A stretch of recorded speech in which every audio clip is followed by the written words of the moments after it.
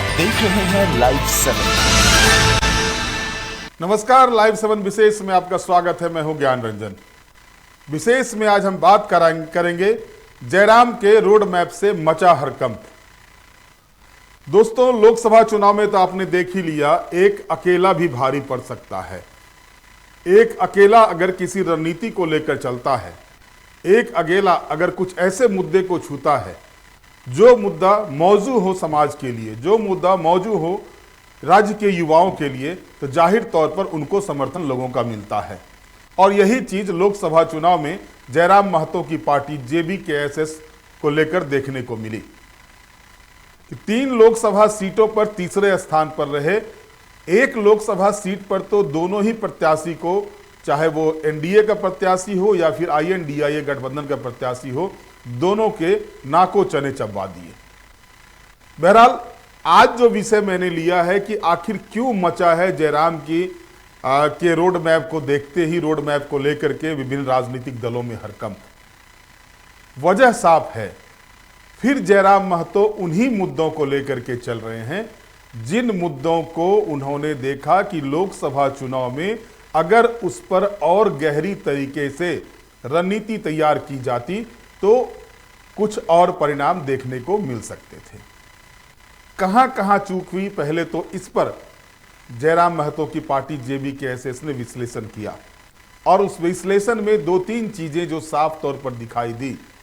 युवाओं का भरपूर समर्थन तो जयराम महतो को मिला, भले ही कुछ ही लोकसभा क्षेत्र में मिला हो, क्योंकि सभी 8 सीटों पर इन्होंने कैंडिडेट दिया था। 8 ही सीटों पर जो मुद्दे थे वो मुद्दे पूरी तरह से लोगों के बीच ले जाने में सफलता नहीं मिली। लेकिन इसके बावजूद कई लोकसभा सीट हैं, चाहे वो गिरिडीह हो, हजारीबाग हो, रांची हो, धनबाद हो, यहां पर देखा गया कि यहां जो जनता का झुकाव था, जनता का रुझान इनके प्रति देखा गया और इनके पक्ष में भी मतदान हुए। जाहिर है कि अब जब विधानसभा चुनाव का आगाज हो गया है और सभी राजनीतिक दलों ने विधानसभा चुनाव को लेकर के कमर कस ली है, रणनीति तैयार की जा रही है और सबसे बड़ी बात ये सामने आ रही है कि हर राजनीतिक दल जो रणनीति तैयार कर रहे हैं उसमें उनके विरोधी तो हैं ही, लेकिन कॉमन अगर देखा जा रहा है कि सभी राजनीतिक दलों में चर्चा एक व्यक्ति को लेकर के, या एक राजनीतिक दल तो अभी नहीं बना है, एक संगठन को लेकर के हो रहा है, तो वो है JBKSS।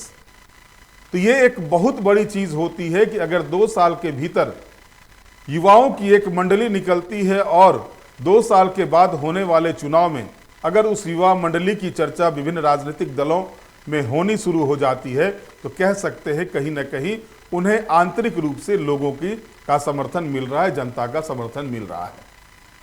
और ये चीज देखने को मिल रहा है। मेरी बातें हुई JBKSS के कई नेताओं से और जयराम महतो से भी बात हुई, तो उनसे जब ये पूछा गया कि भाई कौन सा रोड मैप लेके आप चलेंगे,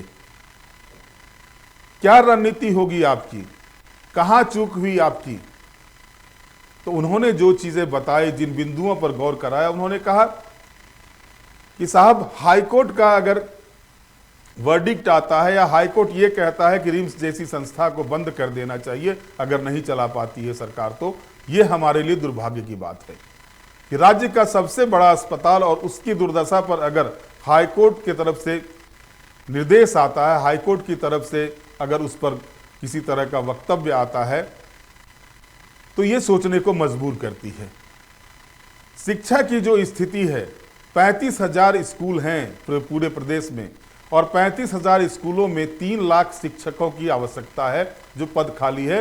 जो भी स्कूलें चल रही है वो पारा शिक्षक के भरोसे चल रही है। ये हमारा मुद्दा है। रोजगार हमारा मुद्दा है, युवा हमारा मुद्दा है, स्थानीयता और नियोजन नीति हमारा मुद्दा है। साथ ही साथ खनन जो झारखंड में जो देश का 40% खनन संस्थाएं हैं, खान खदान हैं, वो हमारा मुद्दा है कि आखिर कैसे, जिस तरह से हमारे यहाँ सब्जियां उपजती है तो उसके दाम मुझे मिलते हैं, तो आखिर खनन जो हमारे यहाँ से होता है तो इस पर क्यों नहीं पहल की जाती है राज्य सरकारों के द्वारा। उन्होंने ये भी कहा कि मामला केंद्र सरकार का है, लेकिन राज्य सरकार अगर चाहे तो तो सही ढंग से अगर केंद्र से बात करें तो इसमें भी रॉयल्टी झारखंड को मिल सकती है और उस रॉयल्टी से झारखंड का विकास हो सकता है, झारखंड के युवाओं के लिए रोजगार तैयार किए जा सकते हैं। एक बड़ी बात जो लगातार कही जा रही है JBKSS के द्वारा आउटसोर्सिंग कंपनी के बारे में, कि आउटसोर्सिंग कंपनी बड़े बड़े संस्थानों में, बड़े बड़े जगहों पर, इवन की सरकारी संस्थानों में भी अपने लड़कों को देते हैं, वो वहां पर काम करते हैं। और जानकर आश्चर्य होगा, जैसा कि उन्होंने बताया कि साहब जान के आश्चर्य होगा कि 80 से 90% लड़के बाहर ही रहते हैं जिन्हें रोजगार दिया जाता है। और हमारे प्रदेश का दुर्भाग्य है कि हमारे यहाँ के युवा पलायन कर रहे हैं, वो रोजगार के लिए गुजरात, महाराष्ट्र और हरियाणा, पंजाब की ओर दौड़ते हैं, दिल्ली की ओर दौड़ते हैं। इन मुद्दों को लेकर के एक रोड मैप तैयार किया जा रहा है JBKSS के द्वारा कि आने वाले विधानसभा चुनाव में वो जो 55 सीटों पर चुनाव लड़ने की बातें की जा रही है JBKSS के द्वारा, इस पर वो काम करें। और ये स्थिति इसलिए बन रही है कि 24 वर्षों के झारखंड में देखा गया है कि रोजगार के मामले में झारखंड हमेशा फिसड्डी साबित हुआ है। रोजगार के मामले में चाहे वो पिछली सरकार हो या वर्तमान सरकार हो, यहां पर रोजगार के नाम पर जो झुंझुना थमाया जाता है, 8,000 9,000 के जो नौकरी दिए जा रहे हैं छोटे छोटे संस्थानों में, प्राइवेट संस्थानों में, सिक्योरिटी गार्ड बनाया जाता है। इवन कि ये भी कहा जा रहा है कि सिक्योरिटी गार्ड की नौकरी जो होती है उसमें भी आउटसोर्सिंग से बढ़ा जा रहा है। और वहां पर जो राशि सरकार की तरफ से या संस्थानों की तरफ से दी जाती है, वो पूरी की पूरी राशि सिक्योरिटी गार्ड को नहीं देकर के एजेंसी वाले उसमें से आधे से अधिक राशि अपने पास रख लेते हैं। ये मुद्दे होंगे इनके। तो आप जिन जिन मुद्दों की मैंने बातें की, जो जो मुद्दे उनसे बातचीत के क्रम में मेरे पास प्राप्त हुए, आप अगर उन मुद्दों का विश्लेषण करेंगे, 24 वर्षों के झारखंड में स्थानीय और नियोजन नीति नहीं बनती है, जबकि इसके साथ जन्म लिया हुआ उत्तराखंड हो या छत्तीसगढ़ हो, वहां पर स्थानीय और नियोजन नीति तैयार हो जाती है। उस राजनीति के मुद्दे को यहां पर जीवित रखा जाता है जिसमें चुनाव के समय में फिर से उसे भजाया जा सके, और यह काम बदस्तूर जारी है पिछले 24 वर्षों से।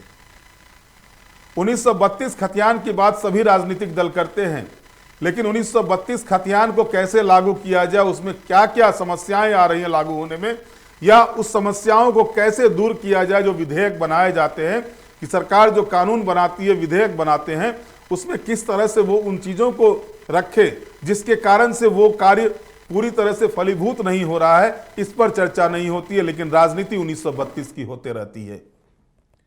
नियोजन नीति का भी वही सहस्र होता है।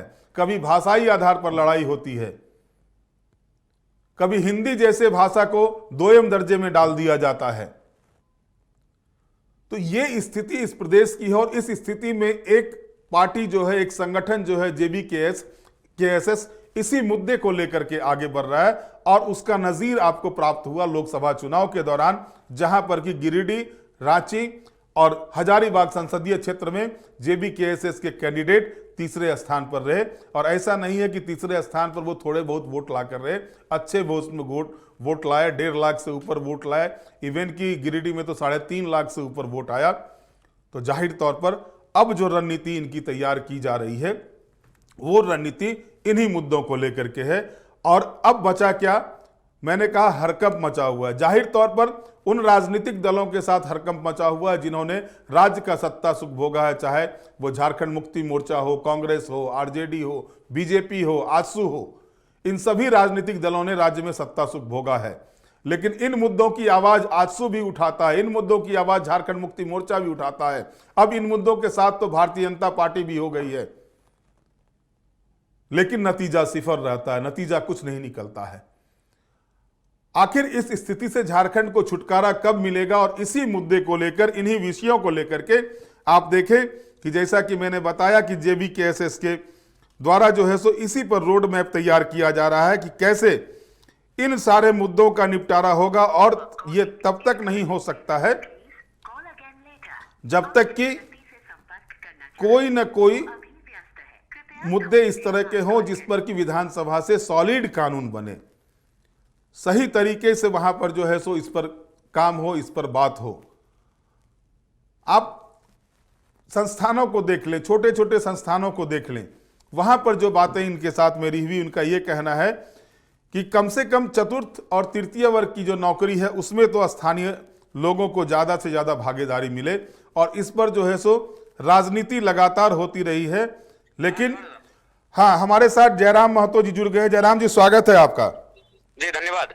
जयराम जी, जो मेरे पास जानकारी है, कुछ देर पहले आपसे मेरी बात भी हुई थी, जी जी। तो रोड मैप क्या है आपका विधानसभा चुनाव को लेकर, पहले तो दर्शकों को ये बता दें। देखिए, लोकसभा का जो चुनाव था उसमें हमारे रोड मैप थे और उसमें हमारे विषय थे। जो विषय हम लोग केंद्र के पटल पर रख सकते थे, झारखंड के जो मुद्दे और झारखंड के लोगों की जो असुविधाएं हो रहे हैं उनको कैसे हम लोग न्याय कर सकते थे। लेकिन अब जो विधानसभा का चुनाव होगा ये थोड़ा सा अंतर होगा। इसमें हम लोग का जो रोड मैप तैयार होगा उसमें स्थानीय नीति इस राज्य के लिए बेहतर तरीके से कैसे प्रभावी रूप से बनाई जा सके। यहाँ के लोग जो आज कई दशकों से लगातार इस राज्य के संरक्षण के लिए स्थानीय नीति की मांग कर रहे हैं, वो हमारा प्राथमिकता रहेगा। उसके बाद वन बाय वन हम लोग तमाम जो विषय हैं उनको गंभीरता पूर्वक लेकर आगे बढ़ेंगे। अगर आप स्वास्थ्य की बात करिए तो आज देख सकते हैं क्या लचर व्यवस्था है, तो उस पर हम लोग बेहतर काम करने के लिए कटिबद्ध रहेंगे। एजुकेशन की बात करें तो मैं भी अभी भी एक स्टूडेंट ही हूँ, तो जाहिर सी बात है जो विसंगतियों को मैं देख पा रहा हूँ उन विसंगतियों को ठीक किया जाएगा। और विशेषकर मेरी जो ओपिनियन बनती है उसमें चूंकि झारखंड के जो बच्चे हैं गांव देहात से निकलकर सामने आते हैं, महानगर के जो बच्चे हैं उनका माइंडसेट अलग है, तो हम चाहेंगे झारखंड के परिदृश्य में जो यहाँ के सिलेबस है उसमें थोड़ा सा बदलाव दिखे। उसके लिए मैं कई उदाहरण भी देता हूँ चैप्टरों के माध्यम से। उसके बाद महत्वपूर्ण रहेगा कि झारखंड जो उसके नाम में छुपा है झाड़ और खंड। झाड़ यानी जंगल, यानी हमारे जंगल जो है उनका संरक्षण किया जाए, और खंड यानी भूमि। तो हमारी जो भूमि है उनको बचाने के लिए जो कानून है, 2 सीएनटी कानून, एसपीटी कानून, उनको और प्रभावी बनाया जाए और सशक्त बनाया जाए, ताकि यहाँ के लोगों की जमीन को लोग खरीद बिक्री के स्थिति में ना लाके रखे। अगर इसी तरह हमारे खंड यानी झाड़ के खंड यानी जमीन का अगर इसी प्रकार बोली लगता रहा तो झारखंड के लोग अपने आप को एक दिन कटोरे थामे हुए पाएंगे, और बाकी जो चालाक किस्म के लोग आकर हमारे राज्य में लगातार अपने प्रभाव को बढ़ा रहे हैं उनके हाथों में सारी संपत्ति हमारी चली जाएगी। उसका उदाहरण रांची का टाउन, धनबाद का टाउन, बोकारो का टाउन, जमशेदपुर का टाउन है। तो कहीं ना कहीं हमारी लड़ाई आज भी है अपने आप को बचाने के लिए। आज तक हम लोग कभी किसी को लड़ने नहीं गए, किसी के साथ भिड़ने नहीं गए। हमने तभी अपना बचाव किया है जब किसी ने हम पर हमला किया है, चाहे वो अंग्रेजों के कालखंड का हो या वर्तमान में तमाम कॉर्पोरेट जगत के माध्यम से हमले हो रहे हैं। तो हमने अपने आप को हमेशा एक ढाल बनाकर बचाने का प्रयास किया है, तो उसी पर हम लोग काम करेंगे। जयराम जी, आपने कहा जल जंगल जमीन, ठीक है, लेकिन सबसे बड़ी चीज जो अब सबसे ज्यादा जो अगर कहा जाए, जो आप युवा हैं, आप कह रहे हैं मैं अभी भी शिक्षा ग्रहण कर रहा हूं, युवा हूं, मैं भी नौकरी की तलाश में हूं, और जो सबसे बड़ा वर्ग है युवाओं का, जो सबसे ज्यादा जिसके ऊपर प्रहार हो रहे हैं, उसके लिए आपकी रणनीति क्या है? देखिए, उसके लिए सबसे पहली बात है कि समय पर इम्तिहान होने चाहिए। समय पर जो भी हमारे एग्जाम है उनको कंडक्ट कराने चाहिए। इससे क्या है कि उम्र सीमा भी पार हो रही है, उम्र सीमा होने के बाद उसकी उम्मीदें समाप्त हो जा रही हैं, तो इसलिए समय पर होना चाहिए एग्जाम, और सबसे महत्वपूर्ण फ्री और फेयर होना चाहिए। अगर ऐसा करने में हम लोग सामर्थ्य रखते हैं तो मुझे लगता है इस राज्य के युवाओं को जो उनकी आशा है उन पर कहीं ना कहीं हम लोग विश्वास जीतने का कार्य करेंगे। जयराम जी, सवाल ये भी उठ रहा है कि 8 सीटों पर चुनाव लड़े थे, 3 सीटों पर तीसरे स्थान पर आए, और धनबाद में भी आपको अच्छा वोट मिला, लेकिन 55 सीटों पर जो दावेदारी 50-55 सीटों पर की जा रही है, तैयारी की जा रही है आपके द्वारा, तो आप कैंडिडेट चयन में क्या प्राथमिकता रखेंगे? जी हाँ, सबसे पहली बात हम लोग शायद 5 या 6 सीटों पे 3 नंबर पे रहे, और जहां तक कैंडिडेट चयन का विषय है उसमें हम लोग का क्राइटेरिया है, जिला अध्यक्ष का भी जो हम लोग चयन कर रहे हैं उसमें ग्रेजुएट 10 पॉइंट है आपके, अगर और एक्स्ट्रा कुछ लॉयर है या फिर कुछ इंजीनियर हैं तो फिर 5 पॉइंट एक्स्ट्रा है, और उसके बाद अगर 2 सालों से हमारे साथ जुड़े हैं तो 10 पॉइंट है, आंदोलन को लीड किए हैं तो 10 पॉइंट है, अगर भाग लिए हैं तो 5 पॉइंट है, उनका अगर कुछ विशेष उपलब्धि है सामाजिक कार्यों में तो उसमें भी पॉइंट है। तो कुल मिलाकर हम लोग एक मापदंड रखे हैं, क्योंकि युवा, खासकर युवा वर्ग सोशल मीडिया में ये चीजों को जाहिर करते हैं कि भाई अगर आज के डेट में क्लर्क बनना हो, एक चपरासी बनना हो तो इम्तिहान लिया जाता है, लेकिन हमारे देश के सांसद और विधायक बिना इम्तिहान के चुने जाते हैं। तो हम उस शिकायत को दूर करते हुए एक नई व्यवस्था कायम करने का प्रयास करेंगे। हम लोग एक नंबर वाइज उनको रखे हैं, पॉइंट वाइज रखे हैं, जो उस पर परफेक्ट खरा उतरेंगे वो प्रत्याशी के रूप में अव्वल स्थान पर रहेंगे।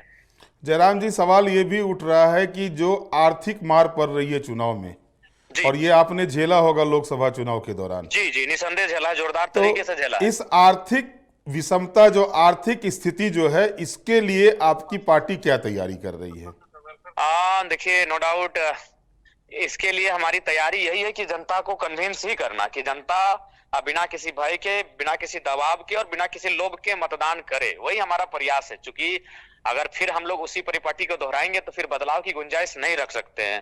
तो हम लोग कोशिश करेंगे कि जो जहां आर्थिक हमले लोग करते हैं, अपना पैसा जनता तक पहुंचाते हैं, उनके वोटों को खरीदने का जो क्रम चलाते हैं, उसी पर विराम लगे और हम लोग वहां कन्विंस करने के लिए काम करेंगे। और कन्विंस करने में कुछ हद तक हम लोग सफल भी रहे हैं, तभी जाकर आज बिना किसी खर्च के माने वोट खरीद बिक्री के हम लोग इतना मत लेकर आए। तो हम लोग वहीं पे काम करेंगे, कन्विंस करने पे। मैं गिरिडीह का ही उदाहरण देता हूं। आपने 2 जगहों पर पैसे का रोक लगाया था, डुमरी और गोमिया में, लेकिन गिरिडीह, टुंडी और बाघमारा, इन 3 जगहों से जो सूचना मेरे पास आई, वहां पर आप लोग पैसे जो बाहर से आ रहे थे उस पर रोक लगाने में समर्थ नहीं हो पाए। स्वाभाविक है, बाजार था, बाजार में थोड़ा सा हमारे वॉलेंटियर कम थे, लिहाजा वहां पर घेराबंदी नहीं हो पाई। लेकिन बाकी जो ग्रामीण क्षेत्र है वहां बिल्कुल जोरदार घेराबंदी रही।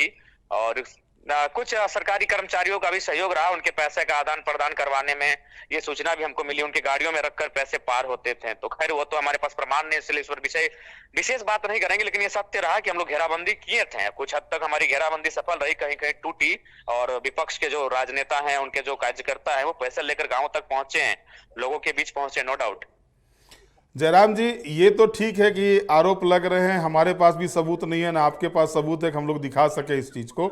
लेकिन सच्चाई तो ये है जयराम जी कि आर्थिक स्थिति कैसे मजबूत करेंगे, क्योंकि वो अगर वोट नहीं खरीदेंगे लेकिन फिर भी चुनाव लड़ने के लिए पैसे की तो आवश्यकता होगी जयराम जी। देखिए, उसके लिए हमें लगता है ना कि लोग कहीं ना कहीं सहयोग कर रहे हैं। अगर आज भी मैं अपने बैलेंस को चेक करूं तो हमें लगता है सुबह से 10 लोगों ने 11, 21, 51 तो लोगों का समर्थन। वही देखिए, खर्च होता है झंडा, बैनर, इन सब चीजों में। जैसे अनुमान इस चुनाव में मेरा भी लगभग 15 लाख से प्लस का ही खर्चा हुआ है। उसको बकायदा हम तो खुद एक दिन सोशल मीडिया में अपना लाइव सेक्शन में आके हिसाब भी दे देंगे जनता के बीच, समय नहीं मिल पा रहा है। तो नो डाउट हमें लगता है कि जो चुनाव लड़ने के लिए जो पर्याप्त राशि है वो जनता माने जनता कहीं ना कहीं फिलहाल तो दे रही है और आगे भी देगी, अगर हम लोग उस तरह उनके बीच अपना विश्वास को बरकरार रखें तो। एक बड़ी चीज आप लोगों के पक्ष में दिखाई दे रहा है कि हर राजनीतिक दल के बैठक में जयराम के पार्टी की चर्चा हो रही है, इसको किस रूप में ले रहे हैं? देखिए, इसको हम लोग बिल्कुल मनोवैज्ञानिक बढ़त के रूप में ले रहे हैं, मनोवैज्ञानिक जीत के रूप में ले रहे हैं। और सबसे महत्वपूर्ण किया, बिल्कुल ये गर्व का विषय है कि जो स्थापित पार्टियां, रजिस्टर्ड पार्टियां, आज एक नए नवेले पार्टी जिनके अभी पार्टी रजिस्टर्ड भी पूरी तरह से नहीं हो पाई, उनके अगर चर्चा कर रही है, अपने चर्चों में रायशुमारी में हमें स्थान दे रही है, तो ये हमारे लिए प्राउड का विषय है। तो आगे इन जो चर्चाएं जो हो रही है, ये चर्चा पर विराम लगे, इसके लिए जयराम की रणनीति क्या है? देखिए, हमारी रणनीति तो यही रहेगी कि हम लोग अपने आप को आगे बढ़ाएं, अपने आप को हम लोग और इम्प्रूव करें। और उसके लिए लगातार टीम, हमारी विभिन्न प्रकार की टीमें बन रही हैं। सबको अपना अपना विभाग, अपना अपना क्षेत्र, अपने अपने कार्य दिए जा रहे हैं। और उम्मीद करते हैं कि हम लोग, आप लोग का आशीर्वाद रहे, अच्छा करें। जहां तक मुझे जानकारी है या जो मैं समझ पा रहा हूं, बूथ प्रबंधन आपका कमजोर रहा, नहीं तो वोट परसेंटेज और बढ़ता आपका। जी, और थोड़ा बढ़ता है। जो सत्य है सो सत्य है, और सत्य को स्वीकारना ही एक योद्धा की पहचान होती है। हम लोग स्वीकार करते हैं। जो बात आपने कही बूथ मैनेजमेंट को लेकर, स्वाभाविक है। अब इस पर जयराम क्या काम कर रहे हैं या जयराम की पार्टी क्या काम कर रहे हैं कि इस बार कमी नहीं रहेगी। हर एक बूथ में हमारे वॉलंटियर भी बैठेंगे, और उस गेट के बाहर भी हमारे वॉलंटियर रहेंगे, उस गांव में भी हमारे वॉलंटियर रहेंगे। और लोगों को घर से बाहर प्रेरित करते हुए वोट दिलाने तक ले जाने में भी हमारे वॉलंटियर रहेंगे। चलिए, बहुत बहुत धन्यवाद जयराम जी हमारे साथ जुड़ने के लिए। फिर हम आपसे बात करेंगे। धन्यवाद जौहर।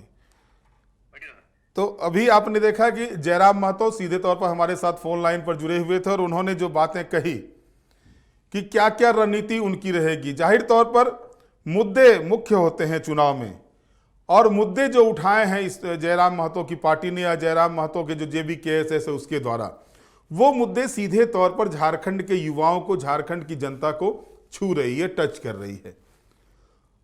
और जाहिर तौर पर बयान बहुत होते हैं, घोषणाएं बहुत होती हैं। आप अगर पिछले विधानसभा चुनाव के घोषणा पत्र को देखेंगे सभी राजनीतिक दलों को, तो लगभग समानताएं मिलेगी।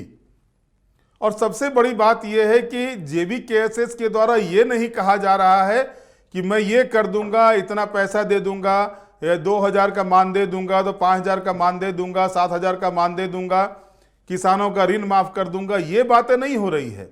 बातें हो रही है कि कैसे रोजगार को बढ़ाया जाए, बातें हो रही है कि शिक्षा के स्तर को कैसे बढ़ाया जाए, बातें हो रही है स्वास्थ्य सुविधा कैसे बढ़ाई जाए। तो ये मुद्दे जो होते हैं, ये मुद्दे पूरी तरह से अगर आप देखें तो खास करके ग्रामीण क्षेत्रों में ये मुद्दे काम करते हैं। और इसी का नतीजा आपने देखा कि लोकसभा चुनाव में अपनी उपस्थिति तो दर्ज करा दी। 8.5 लाख से ज़्यादा वोट पहली मर्तबा चुनाव लड़ने के बाद JBKSS को मिला है। तो ये स्थिति बनी हुई है।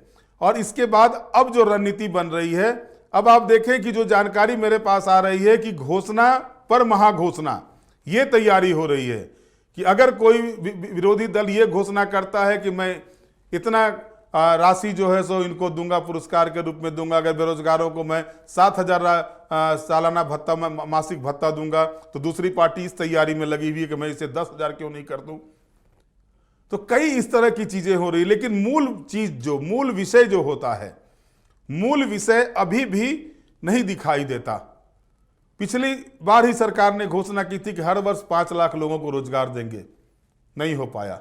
और अब ये सही बात है कि अभी चंपाई सरकार रेस है नौकरी नियुक्ति करने में, लेकिन क्या ये समय पहले नहीं हो सकता था? आज जब 4 महीने चुनाव के बचे हुए तो घोषणाओं की झड़ी लगी हुई है। शिक्षक नियुक्ति में इतने को नियुक्ति पत्र बांटा जा रहा है, इतने को JSSC के द्वारा लिया जाएगा, इतने वैकेंसी JPSC के द्वारा लिया जाएगा। तो क्या ये काम नहीं हो सकता था? सवाल ये भी उठता है कि आखिरकार 24 वर्षों के झारखंड में 10-11 JPSC के एग्जाम क्यों हुए, और वो भी सभी एग्जाम आखिर न्यायालय के में क्यों फंसते जाते हैं? अभी भी प्रथम और द्वितीय JPSC का मामला न्यायालय में है। सभी लोग जानते हैं उसकी नियुक्ति कैसे हुई थी। प्रथम JPSC वाले में 30 लोगों को जो है सो पर कार्रवाई की गई है, ये सभी लोग जान रहे हैं। अब द्वितीय JPSC भी उसमें आ रहा है। तो जाहिर तौर पर अगर आप देखेंगे तो जो विषय युवाओं से जुड़े हुए हैं, जो विषय सीधे तौर पर लोगों से जुड़े हुए हैं, उन विषयों को लेकर के ये पार्टी चल रही है, रोड मैप तैयार कर रही है। और यही वजह है कि आज अगर सभी राजनीतिक दलों के बीच में चुनावी रणनीति पर चर्चा होती है तो एक मर्तबा JBKSS का भी नाम आता है। बहरहाल आज के विशेष में इतना ही। आज हमारे साथ जुड़े रहें, हमें लाइक करें, सब्सक्राइब करें। बहुत बहुत धन्यवाद।